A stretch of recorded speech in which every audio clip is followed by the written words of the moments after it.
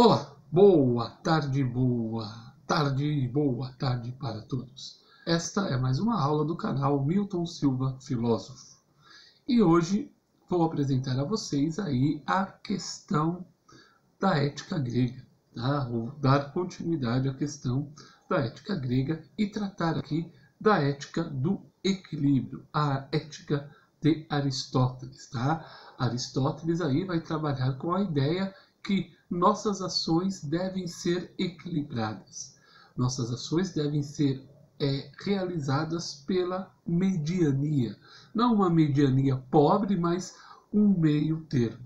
Nós não devemos, segundo a visão do autor, pecar pelo excesso ou pela falta de ação. A ética do equilíbrio, então, diz que nossas ações devem ser racionais, equilibradas, tá? O Aristóteles vai defender também, assim como Sócrates e Platão, uma ética racionalista, porém essa ética não está relacionada ao dualismo platônico, essa relação de corpo e alma, que o corpo é sede das paixões, que o corpo é sede das vontades, e se deixarmos nos guiar pelo corpo, seremos pessoas que vão agir sem equilíbrio, tá? Então, o Aristóteles vai trabalhar aí com a questão do meio termo, das ações equilibradas, tá? E aqui vou continuar, como de costume, trabalhando com o livro do professor Cotrim, lendo alguns trechos e procurando explicá-los, tá? Então, vamos lá. O Aristóteles ele vai falar uma coisa muito importante que faz parte da essência humana. O Aristóteles trabalha com a ideia de que todas as coisas têm um determinado fim, tá? Que todas as coisas têm uma determinada finalidade, que elas nasceram para determinado objetivo. E o fim último do ser humano é a felicidade. Aristóteles vai mostrar para nós como alcançarmos a felicidade e como ela é um objeto para que possamos aí conquistar a tão sonhada felicidade. Então, seguindo, vamos à leitura de alguns trechos do livro do professor Cotrim, na sua página 335. Aristóteles também desenvolveu uma reflexão ética racionalista, mas sem o dualismo corpo e alma platônico. Procurou construir uma ética mais realista, mais próxima do indivíduo concreto. Portanto, perguntou-se sobre o fim último do ser humano. Para o que tendemos? E respondeu: para a felicidade. Todos nós buscamos a felicidade. Quando é dito aqui que a ética aristotélica é mais realista, a diferença principal entre Platão e Aristóteles é que Platão é um idealista e Aristóteles é um materialista. Platão se vende ao mundo das ideias, onde a verdade está numa outra realidade, que nossos sentidos são fontes de erro, e Aristóteles acredita que o nosso mundo terreno, o nosso mundo material, é a fonte da verdade. Por meio do mundo sensível, podemos alcançar, sim, o conhecimento verdadeiro. Colocando essa diferença, seguindo a aula. E o que entende Aristóteles por felicidade? Para o filósofo, a felicidade não se confunde com o simples prazer, o prazer das sensações, ou o prazer proporcionado pela riqueza e pelo conforto material. A felicidade última e maior se encontraria na vida teórica, que promove o que há de mais essencialmente humano, a razão. Ou seja, os prazeres mundanos, os prazeres materiais, esses prazeres da riqueza, são prazeres temporários. São prazeres que não vão trazer a nós uma felicidade concreta. A contemplação, a observação, a especulação, a admiração, o estudo, estes sim vão trazer para nós a felicidade, já que nós somos seres, segundo Aristóteles, que somos seres racionais. A essência humana é racional. Somos seres essencialmente racionais e por isso a vida teórica será a vida que nos fornecerá e nos trará a felicidade. O indivíduo que se desenvolve no plano teórico, contemplativo, pode compreender a essência da felicidade e de forma consciente guiar sua conduta. Mas isso, no contexto histórico da Grécia Antiga, seria privilégio de uma minoria. Segundo o filósofo, a pessoa comum, aquela que não pode dedicar-se à atividade teórica, aprenderia a agir corretamente pelo hábito, isto é, por meio da prática constante e reiterada das ações.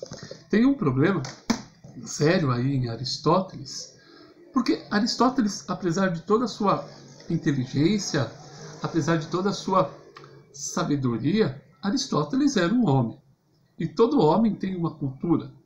E Aristóteles acreditava num cosmo organizado, onde cada coisa ocupava o seu lugar, onde cada coisa estava destinada para um determinado fim. E dizia que, por exemplo, a escravidão era algo natural. Homens nasceram para ser escravizados, homens nasceram para ser senhores, homens nasceram para serem cultos, e essa busca do conhecimento seria para aqueles homens que tivessem o tempo para a vida contemplativa. Os demais alcançariam isso pelo costume, o que ele chama aqui de hábito. Tá? A pessoa comum, que ele chama aqui o ser que não estuda, o ser que não tem tempo para dedicar-se ao estudo, vai aprender a ser feliz e aprender a prática da ética repetindo as ações. Tá? Então, essa forma fará com que ele aprenda a conquistar o que ele vai chamar de virtude, tá? O hábito. Repetindo uma ação, muitas vezes aprenderemos sobre ela. E vamos continuar aqui a nossa discussão e nossa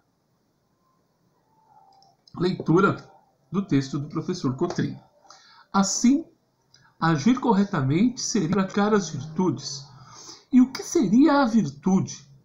Em sua obra Ética a Nicômaco, Aristóteles explica.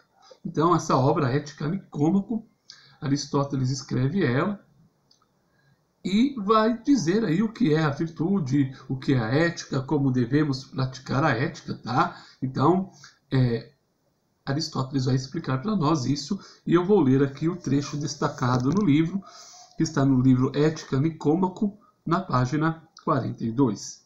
E Aristóteles nos diz, se Aristóteles nos diz, devemos ouvir e prestar muita atenção, porque Aristóteles não é qualquer um. Aristóteles é Aristóteles, velho. Então, se é um cara que há mais de 2000 anos escreveu algo que está sendo discutido aqui hoje, nesse dia 29 de novembro de 2018, é porque temos que ouvir. Tá? As pessoas têm ouvido muitas bobagens hoje e prestado atenção em muitas bobagens. Não vou dar nome aqui de bobagens porque eu posso complicar. E não vou dar nome de pessoas aí, porque também elas podem acabar me processando. Então é melhor eu só deixar aí. É melhor ouvir Aristóteles do que ouvir determinadas pessoas. Seguindo. A excelência moral, virtude moral, então, é uma disposição da alma, relacionada com a escolha das ações e emoções. Disposição esta consiste num meio termo, determinado da razão. Trata-se de um estado intermediário, porque nas várias formas de deficiência moral, há falta ou excesso do que é conveniente, tanto nas emoções quanto nas ações, enquanto a excelência moral encontra-se e prefere o meio termo.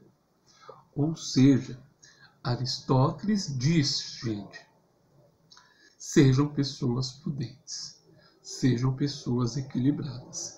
Não devemos controlar nossas emoções de uma maneira exagerada, não nos expressando, não manifestando o que sentimos, mas também não devemos sair por aí, achamos que porque pensamos, porque gostamos, porque não gostamos, porque devemos falar e fazer coisas exageradas. Tá? Eu tenho que ter aí uma mediania, como eu disse no início do vídeo. Eu tenho que ter aí um controle sobre as minhas ações. Tá? Então Aristóteles diz para ter o equilíbrio. E aí o Cotrim vai colocar alguns exemplos para nós termos este dito equilíbrio defendido por Aristóteles. Eu acho este exemplo fantástico. Vamos lá. A coragem, por exemplo, seria uma virtude situada entre a covardia, a deficiência e a temeridade ou excesso. Assim, o filósofo propôs uma ética do meio-termo, na qual a virtude consistiria em procurar o ponto de equilíbrio entre o excesso e a deficiência. Você não pode ser o coragem, o cão covarde sempre, e também você não pode ser toda hora o Rambo, velho. Você tem que mediar suas ações, meu amigo. Você não pode querer ser o herói, o Capitão América, e você também não pode ser o covarde a todo momento. Em determinadas situações você deve expressar o que você pensa, você deve reagir, mas em outras você tem que buscar o equilíbrio. Você tem que buscar uma ação ponderada. Não vá colocar o peito em frente a uma bala. Não vá desafiar um cara que tem uma arma em mãos para mostrar que você é homem, para mostrar que você é o poderoso, mas não seja o covarde. Busque aí o meio termo. Aristóteles nos diz, busque o meio termo. E mais uma vez, se Aristóteles diz, velho, eu tenho que ouvir. Seguindo, mas observe que esse ponto de equilíbrio não é fixo. Isto é, não pode ser estabelecido de antemão, pois varia de acordo com a circunstância ou ocasião, onde, quando, quanto, com quem, com o que, como, etc. Por exemplo, como eu disse, não é exatamente coragem reagir em um assalto à mão armada, ou seja, não é esse tipo de atitude que garante a excelência moral de uma pessoa, como vai explicar Aristóteles, e eu vou ler aqui na Ética Nicômaco, na página 273. Tanto como o medo, vamos voltar, tanto o medo como a confiança, o apetite, a ira, a compaixão e, em geral, o prazer e a dor podem ser sentidos em excesso ou em grau insuficiente. E num caso, como no outro, isso é um mal. Mas senti-lo na ocasião apropriada, com referência aos objetos apropriados, para que, com essas pessoas apropriadas pelo meio termo, a excelência característica da virtude. Ou seja, o meio termo é a característica essencial para a virtude. Busque o equilíbrio. Controle as suas ações. Aquela historinha de contar até 10 antes de agir é legal fazer. Procure não agir de forma impulsiva. Controle os seus desejos. Seja racional. Não fique explodindo, porque isso faz mal para o coração e você pode morrer também. Então tome cuidado com isso. A vizinha gritando, velho. Eu odeio isso. Gritam pra caralho. Não sei mais o que fazer. Mas vamos ver um dia, quem sabe passa. Quando não é ela, é o cachorro. Mas enfim, olha isso, velho. Vê se alguém vive com um grito assim. Mas tudo bem, deixa ela gritando. E eu aqui tentando dar a minha aula. Eu outro dia disse aqui que na sala de aula os caras me atrapalham, aqui a vizinha. Olha o cachorro. Olha o cachorro do cacete também. Lá tá cachorro faça a sua parte, como diz Aristóteles, né? Se cada coisa tem o seu lugar, eu dou aula e o cachorro late. Então, deixa ele latindo aí. Também é importante notar que tanto para Platão como para Aristóteles, a ética está vinculada à vida política. Aristóteles refere-se mesmo à política como um meio da ética, pois sendo o humano, por natureza, um ser sociopolítico, necessitaria da vida em comum para alcançar a felicidade, como plenitude do seu bem-estar. No livro Política, a gente vai ver, eu vou mostrar para vocês posteriormente aí, a formação do pensamento político, tá? Em Aristóteles, Aristóteles vai dizer que o homem é um animal político por natureza, ou seja, que por natureza nasceu para viver em sociedade e só será feliz vivendo na polis. Fora da polis não existe vida feliz. Então a ética seria...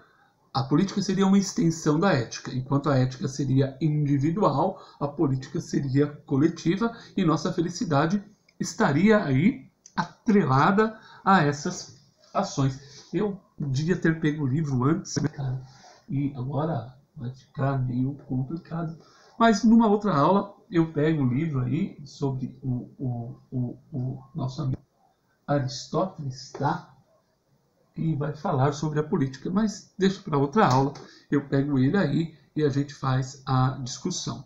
Então, quero agradecer a todos pelos vídeos que têm assistido. O canal já está com mais de 10.200 visualizações, tem aí 314 inscritos até o dia de hoje. Peço que se inscrevam, que assistam, que curtam, que mandem perguntas, e hoje, a partir de agora, eu vou fazer os vídeos assim. Se tiver erro, vai ficar. Se eu ouvir barulho, musiquinhas como essa, vão permanecer. E um abraço para vocês. Para muitos aí, bom final de ano, se eu não vejo mais. Abraço e até a próxima aula.